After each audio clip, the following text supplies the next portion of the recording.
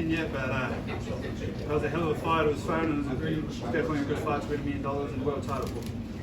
And number one question we all want to ask. I know you think the same thing. What more do I have to do to put this guy away? Because you were firing away, shot after shot, he's getting saved by the go. Tell people that whole entire time. Like, what was the mentality going? Man, he was tough. I knew he was going to be tough, but yeah, he was tough as hell. And my coach was saying, you only have to throw 70%. And I was like, it could go for a while. So I was telling myself, just relax. And then I heard him, and then I kind of go crazy. And he still wouldn't go away. I'm like, oh, relax. And then I'd still go crazy. But yeah, I wasn't sure if he was going to come out after that second round. Thank you, man. Congrats again. Rob, congratulations. Anik Subramanian from Fightbook MMA. Have you ever fought anyone with a bigger chin than Omari, a tougher chin than him? Actually, I fought a boxing fight against an ex-Australian champ, Plugger. He's a Tasmanian guy, and he had never been knocked out before I fought him, and that was a tough fight. I ended up getting the knockout in the 5th round, but I reckon those two were the toughest chins I've ever fought. Gotcha. And what does a parade in Tasmania look like in a couple weeks from now? Just a bunch of kangaroos and wallabies hopping down the street. I don't know. It's going to be good. Congratulations. Hi, Rob. Chris Trafford from Combat Sports UK. So you're on an absolute tear this year with none of your fights going further than the second round. What do you contribute this streak to?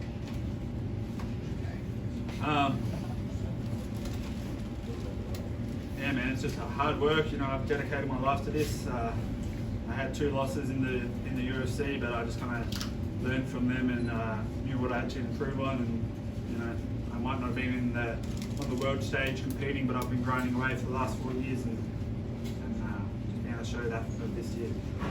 Yeah, well, you definitely showed it. So you're the first Tasmanian champion and definitely a pioneer for the region. At what age did you learn your purpose, and how hard was it to train initially there? What was that again? What age? Being in Tasmania, Yeah.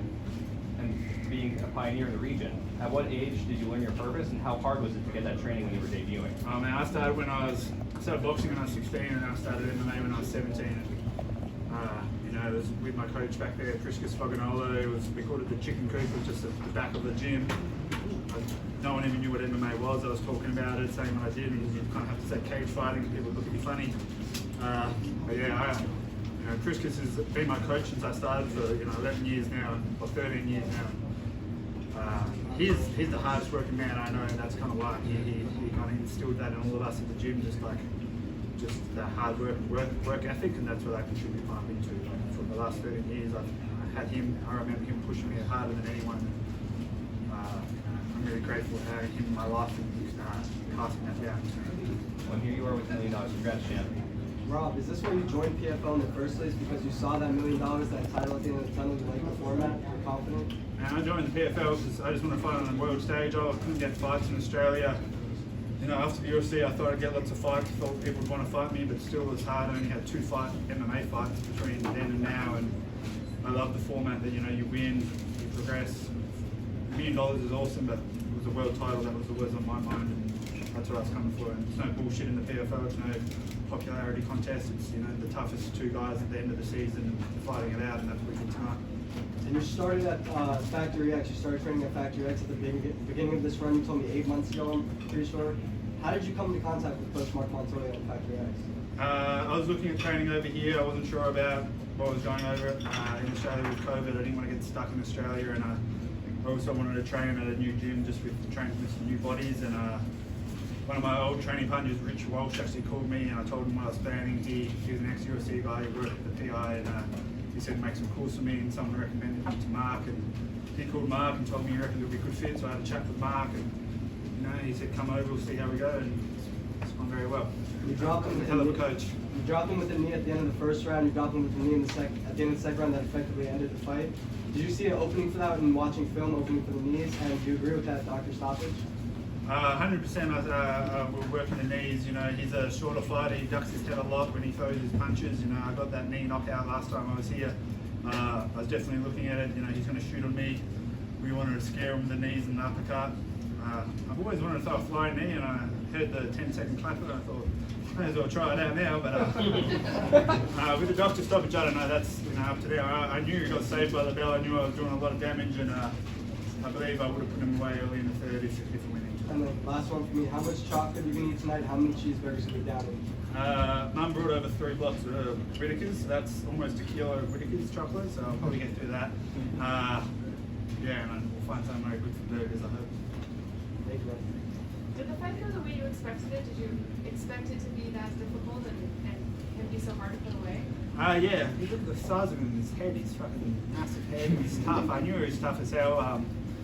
I knew it wasn't going to be easy, you know, he's there for a reason, he's had the most experience out of anyone I fought, and I wasn't, you know, I thought I could put him away in the first round, but I wasn't expecting. I was ready for a war, and I thought, you know, there was a good chance of going to the second and third round. I think I predicted I'd get a knockout in the second or third, in the second or start of third, and that's pretty much what it was. Yeah, I knew it'd be a little bit of grappling. He tried to take me down a couple of times, but as I said, my grappling is, you know, that's what I started with. Just because I've been working on my boxing and striking doesn't mean I've forgotten how to grapple. So I think I showed all of that tonight. Were there any surprises?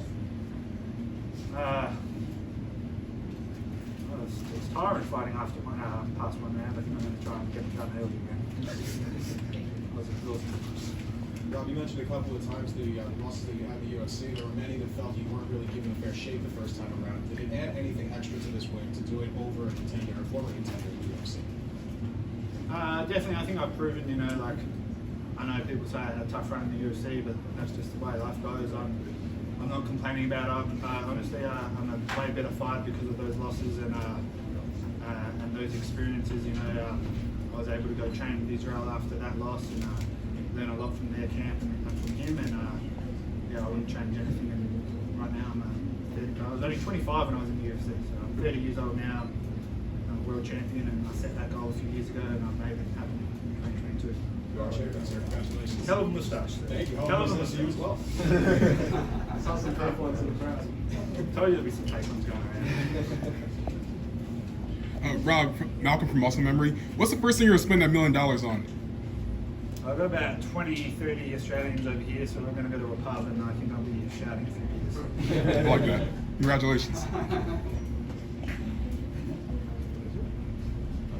Was it? Good? Thanks, guys.